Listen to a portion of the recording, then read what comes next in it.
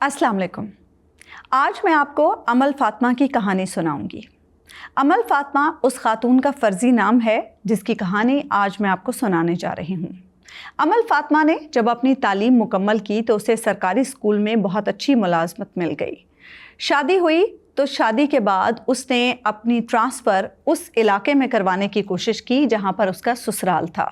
बदकिस्मती से उसे उस शहर में तो ट्रांसफ़र ना मिल सकी, लेकिन उस शहर से कुछ दूर एक गांव में उसे ट्रांसफ़र मिल गई और यूं अमल फ़ातिमा ने शादी के बाद भी अपनी नौकरी जारी रखी। लेकिन मसला ये था कि उसके घर से उस गांव तक का फ़ासला तकरीबन 2.5 घंटे का था। यूं अमल फ़ातिमा को रोज़ाना 2.5 घंटे का फ़ासला तय करके स्कूल जाना और फिर स्कूल से 2.5 घंटे का फ़ासला तय करके घर आना पड़ता था।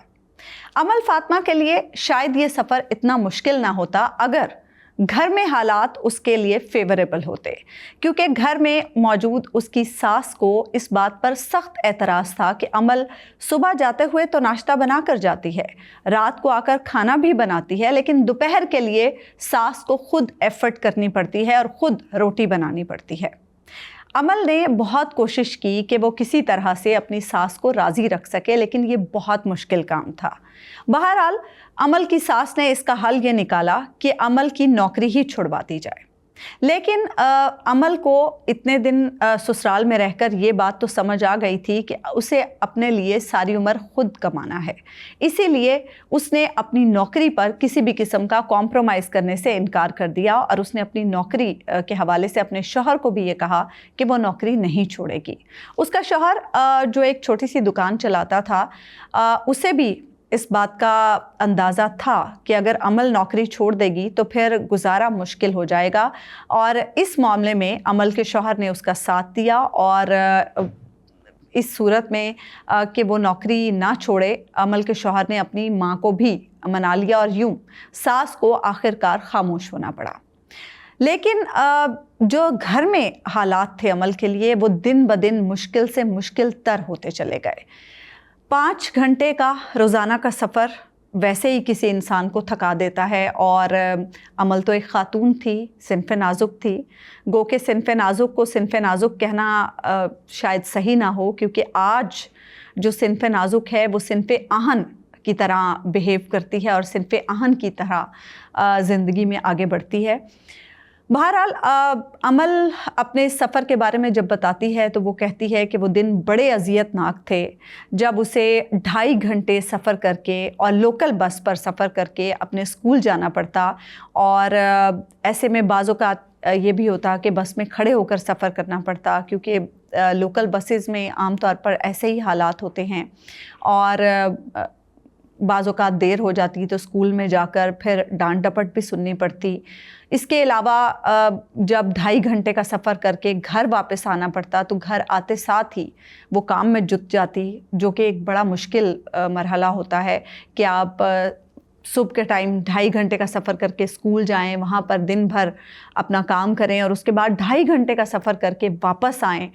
और फिर आते साथ बग़ैर कोई आराम किए काम में जुट जाएं। तो मेरे ख़्याल से ऐसे शख्स की ज़िंदगी बहुत मुश्किल हो जाती है, क्योंकि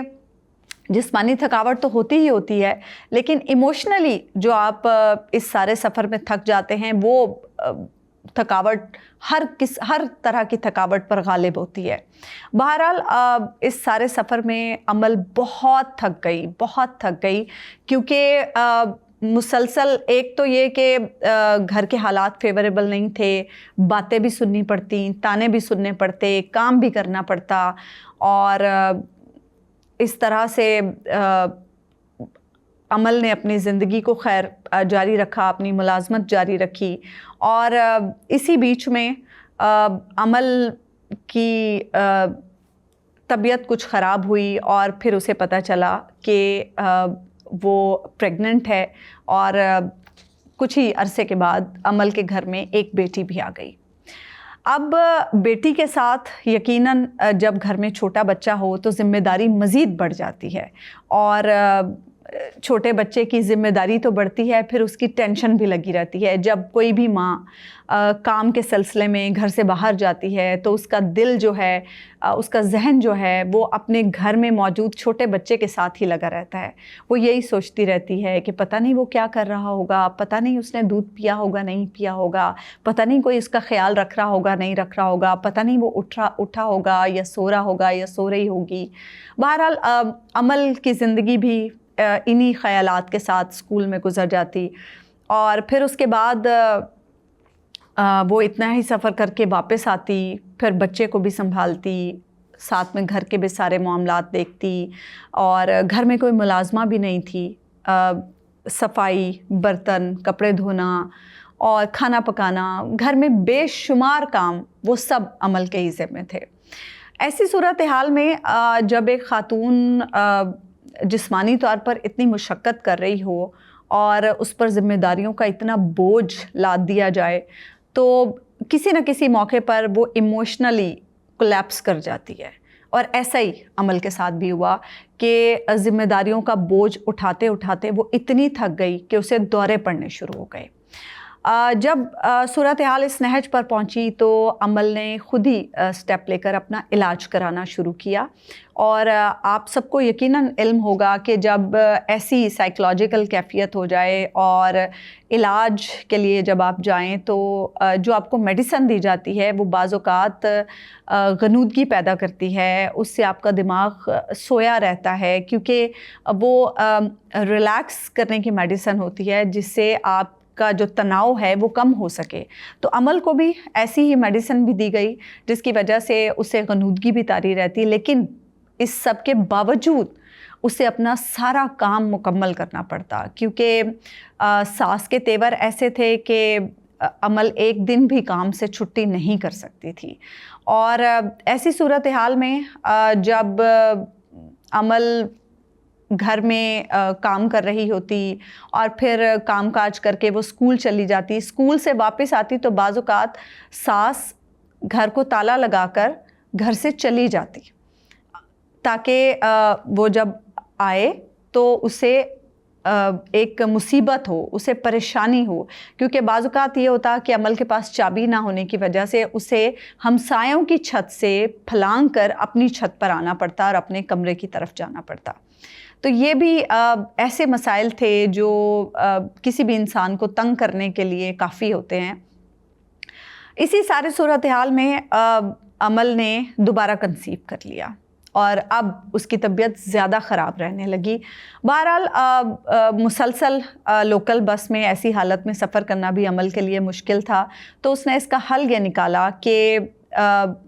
گاؤں سے تو وہ بس پر ہی آ جاتی شہر میں، لیکن پھر آگے بس سے اتر کر ویگن میں آنے کی بجائے اس نے اپنے شوہر کو ایک بائک لے کر دی اور کہا کہ جب میں بس سٹینڈ پر آؤں تو آپ بائک پر مجھے وہاں سے لینے آ جائیں تاکہ گھر تک کا سفر کم از کم میرے لیے آسان ہو جائے. شوہر کی چونکہ ایک چھوٹی سی دکان تھی تو اس نے بھی اس کا طریقہ یہ نکالا کہ جب عمل بس اڈے پر پہنچتی تو اتنی دیر میں شوہر دکان کو بند کر دیتا اور پھر وہ ساتھ ہی جو مارکیٹ تھی وہاں سے دکان کے لیے کچھ سودا سلف لیتا اور اس کے بعد عمل کو لینے کے لیے پہنچ جاتا اور پھر اس طرح سے یہ دونوں گھر آ جاتے. بہرحال ایک دن ایسا ہوا کہ عمل بس سٹینڈ پر پہنچی، لیکن 10 منٹ گزر گئے، 1 گھنٹہ گزر گیا، اس کا شوہر اسے لینے نہیں آیا. پھر انتظار کرتے کرتے بہرحال اس کا شوہر تاخیر سے پہنچا اور اس کے شوہر نے کہا کہ میں آج کسی وجہ سے لیٹ ہو گیا ہوں تو مجھے کچھ ٹائم دو، تم 10 منٹ یہیں پر انتظار کرو،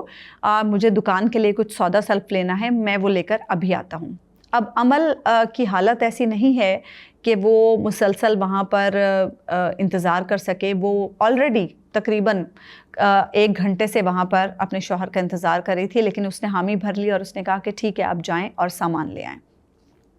اب اتنی دیر میں عمل بس سٹینڈ پر ہی اپنے شوہر کا انتظار کر رہی ہے اور شوہر نامدار جو ہیں وہ جو 10 منٹ کا کہہ کر گئے تھے انہوں نے 1 گھنٹہ مزید لگا دیا. اس حالت میں کسی بھی خاتون کے لیے مسلسل بیٹھنا یا مسلسل کھڑے رہنا بہت مشکل ہوتا ہے. جو لوگ صاحب اولاد ہیں وہ یقیناً جانتے ہوں گے کہ یہ وہ مرحلہ ہوتا ہے جو عورت کے لیے بہت مشکل ہوتا ہے، کیونکہ اس میں اتنی جسمانی قوت اور ہمت نہیں ہوتی ہے، اور عمل جیسی خاتون میں تو بالکل بھی نہیں، کیونکہ وہ پہلے ہی اتنا بوجھ اٹھائے ہوئے ذمہ داریوں کا کہ ایسے میں جسمانی قوت ویسے ہی جواب دے جاتی ہے۔ بہرحال عمل کو کھڑے کھڑے چکر آنے لگے تو وہ کہتی ہے کہ وہ زمین پر بیٹھ گئی اور اس نے اپنا سر اپنے گھٹنوں پر رکھ لیا۔ اتنی دیر میں شوہر واپس آیا اور اسے ایسے بیٹھے دیکھ کر بجائے اس کے کہ ہمدردی کے 2 بول بولتا اور اس سے پوچھتا کہ تمہیں کیا ہوا، تمہاری طبیعت ٹھیک ہے یا نہیں ہے، شوہر اس پر غصہ کرنے لگا اور اسے کہنے لگا کہ تم یہاں چھپ کر بیٹھی ہو، میں اتنی دیر سے تمہیں ادھر ادھر ڈھونڈ رہا ہوں اور تم یہاں منہ گھٹنوں میں دیے بیٹھی ہو، مجھے مل نہیں رہی تھی، تو ایسا کیا مسئلہ ہو گیا کہ تم کھڑی رہنے کی بجائے تم اس طرح گھٹنوں میں منہ دیے بیٹھی اور چھپ کر بیٹھی ہو۔ بہرحال عمل کہتی ہے کہ وہ خاموشی سے اٹھی اور شوہر کے پیچھے بائک پر بیٹھ گئی، گھر پہنچی، حسب معمول اس نے کھانا بنایا، شوہر کو کھانا دیا، باقی گھر والوں کو کھانا دیا، اور اس کے بعد وہ چپ چاپ آ کر اپنے بستر پر لیٹ گئی۔ اس وقت جب عمل اپنے کمرے میں پہنچی تو اس کی بیٹی جو اب 2.5 سال کی ہو چکی تھی تقریباً، اور 2.5 سال کے بچے کے بارے میں آپ سبھی لوگ جانتے ہیں جو صاحب اولاد ہیں کہ 2.5 سال کا بچہ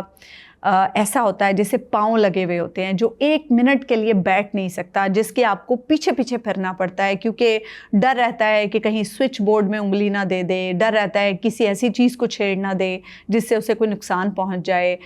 ڈر لگتا ہے کہیں گر کے چوٹ نہ لگوا بیٹھے۔ تو ایسی صورتحال میں وہ بچی ایسے فیز میں ہے، اور عمل سارا دن کی تھکی ہاری شوہر کی باتیں سن کے اور پھر گھر آ کر کام کر کے اب بستر پر لیٹی ہے، تو ایسے میں بچی نے اپنی شرارتیں شروع کی، اور عمل کہتی ہے کہ اس نے 2-3 بار بچی کو ڈانٹا اور اس سے منع کیا، لیکن بچی تو چھوٹی ہے، اسے کیا ہی سمجھ آئی ہوگی ماں کی کہ ماں منع کر رہی ہے، ماں تھکی ہوئی ہے اور میں ایسی شرارت نہ کروں۔ لیکن بہرحال عمل کا یہ کہنا ہے کہ اس نے 2-3 بار تو منع کیا، لیکن اس کے بعد اسے کچھ یاد نہیں ہے کہ کیا ہوا۔ اسے ہوش اس وقت آیا جب اس نے یہ دیکھا کہ ہمسائی عورت نے اس کی گود سے آ کر بچی کو چھینا ہے، اور جیسے ہی اس عورت نے جو کہ اس کی ہمسائی ہے اس نے بچی کو چھینا تو عمل فرش پر گری اور بے ہوش ہو گئی۔ جب عمل کو ہوش آیا تو ہمسائی عورت نے اس سے پوچھا کہ باجی آپ کو کیا ہوا تھا؟ تو عمل نے اس سے پوچھا کہ مجھے کیا ہوا تھا؟ تو ہمسائی عورت نے اسے بتایا کہ باجی چونکہ محلوں میں عام طور سے چھتیں ملی ہوئی ہوتی ہیں، اور عمل کا کمرہ بھی چھت پر تھا اور ہمسائی جو تھی وہ اس کا کمرہ بھی چھت پر ہی تھا۔ تو عمل کہتی ہے کہ باجی میں نے آپ کی زور زور سے چیخنے کی اور چلانے کی آواز سنی، تو جب میں نے یہ آواز سنی تو میں بھاگتی ہوئی چھت پھلانگ کے آپ کے کمرے تک آئی، اور جب میں نے دیکھا تو آپ نے اپنی بیٹی کو جو کہ 2.5 سال کی ہے اسے گلے سے دبوچ رکھا تھا اور آپ اس کا گلا دبا رہی تھیں۔ میں نے بڑی مشکل سے آپ کو اس سے الگ کیا اور آپ کی بیٹی کو بچایا، اور اتنی دیر میں جیسے ہی میں نے آپ کی بیٹی کو آپ سے چھینا تو آپ بے ہوش ہو کر فرش پر گر گئیں اور بچی کا سانس بڑی مشکل سے بحال ہوا۔ یہ واقعہ سن کر عمل کے پیروں کے نیچے سے زمین نکل گئی۔ اسے سمجھ میں ہی نہیں آیا کہ اسے کیا ہوا کہ اس نے اپنی ہی بچی کا گلا دبانے کی کوشش کی۔ یقیناً یہ کسی ماں کے لیے صدمے سے کم نہیں ہوگا اگر اسے یہ پتہ چلے کہ وہ کسی ایسی کیفیت میں تھی کہ اس نے اپنے ہی بچے کی جان لینے کی کوشش کی۔ یہ واقعہ عمل نے اس لیے کوٹ کیا کیونکہ اچھرا واقعہ ابھی ریسنٹلی رونما ہوا ہے، اور جیسے ہی عمل نے یہ اچھرا واقعے کے بارے میں سنا تو اسے خود پر بیتی ہوئی جو چیزیں ہیں وہ یاد آئیں، اور اسے خاص طور پر جو اپنی بیٹی کے ساتھ اس کا یہ کنڈکٹ تھا وہ یاد آیا، اور اسے یہ واقعہ یاد آیا، اور اس کے بعد سے وہ کہتی ہے کہ میں سوچ سوچ کر پریشان ہوں کہ پتہ نہیں وہ عورت کس سٹیٹ آف مائنڈ میں ہوگی جس نے اپنے 3 بچوں کو قتل کر دیا۔ بہرحال اچھرا واقعہ ایک ایسا واقعہ ہے جس پر جتنے منہ उतनी बातें, और हर कोई इस वाक़े के मुतालिक एक नई कहानी सुना रहा है, हर कोई इस वाक़े के नए पहलुओं पर बात कर रहा है। लेकिन मेरा ख़्याल है कि अमल की कहानी सुनने के बाद इचरे वाक़े में भी शायद इस पहलू को भी देखना चाहिए। ना तो ये पहला वाक़या है और ना ही शायद बदकिस्मती से ये आखिरी वाक़या होगा कि किसी माँ ने अपने बच्चों को मारा हो। लेकिन बतौर मुआशरा हम ऐसे वाक़यात के पस मंज़र में, ऐसे वाक़यात से जुड़े हालात को देखकर, शायद अपने इर्द गिर्द ऐसे लोगों को देखकर, उनके हालात को देखकर, उनके जो उन पर गुज़र रही है उसे देखकर कुछ बेहतर करने की कोशिश कर सकते हों, कोई ऐसी एफ़र्ट कर सकते हों कि किसी के लिए ज़िंदगी कुछ आसान हो सकती हो, उसके घर वालों को समझा सकते हों, उसे समझा सकते हों। कोई ऐसी एफ़र्ट, छोटी सी एफ़र्ट जिससे कोई ऐसी बेहतरी हो सकती हो कि किसी माँ की जान बच जाए, कोई माँ कातिल कहलाने से बच जाए और किसी माँ पर बदकिरदार होने का इल्ज़ाम ना लगे, और कोई माँ अपने बच्चों की कातिल ना बन सके, किसी माँ के बच्चे बच जाएं। शायद हमारी कोई छोटी सी कोशिश जो है वो इसमें मददगार साबित हो। बहरहाल ये वाक़या ऐसा वाक़या है जिसकी कोई जस्टिफ़िकेशन बिल्कुल नहीं दी जा सकती, क्योंकि बहरहाल ये एक जुर्म है, बहरहाल ये एक गुनाह है किसी को कत्ल करना। लेकिन इसके साथ साथ हमें इन वाक़यात के पीछे जो हालात रहे हैं, जो कुछ गुज़री है इन लोगों पर, वो भी देखने होंगे, और अपना किरदार बतौर मुआशरे के एक फ़र्द के हमें अपना किरदार भी अदा करना है। इन वाक़यात पर हम बात तो कर लेते हैं लेकिन अपना किरदार अदा नहीं करते। मुझे इजाज़त दीजिए। अल्लाह निगहबान।